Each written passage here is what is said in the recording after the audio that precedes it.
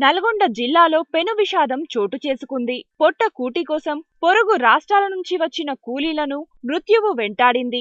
జిల్లాలోని మేళ్లచెరువు మండలం పరిధిలోని పులిచింతల ప్రాజెక్ట్ డ్యాం దిగువ భాగంలో పవర్ ప్లాంట్ నిర్మాణం పనులు కొనసాగుతున్న సమయంలో పైనుంచి మట్టి పెళ్లలు పడ్డాయి. దీంతో 6గురు మృతి చెందారు.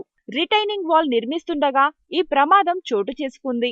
ఈ ఘటనలో కాంట్రాక్టర్ గోపాలకృష్ణ, కూలీలు గోవిందరెడ్డి, సుబ్బు, ఖలీజ్, నందు మరొకరు దుర్మరణం చెందారు. సూపర్వైజర్ అబ్దుల్ నజీర్ అనే వ్యక్తి స్వల్ప గాయాలతో బయటపడ్డాడు.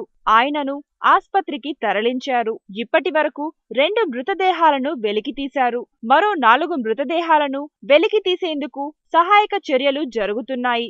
సమాచారం తెలుసుకున్న పులిచింతల అధికారులు సంఘటన ప్రదేశానికి చేరుకుని సమీక్షిస్తున్నారు. మట్టి పెళ్లల కింద మరో 2 కార్మికులు చనిపోయినట్లుగా పోలీసులు అనుమానం వ్యక్తం చేస్తున్నారు.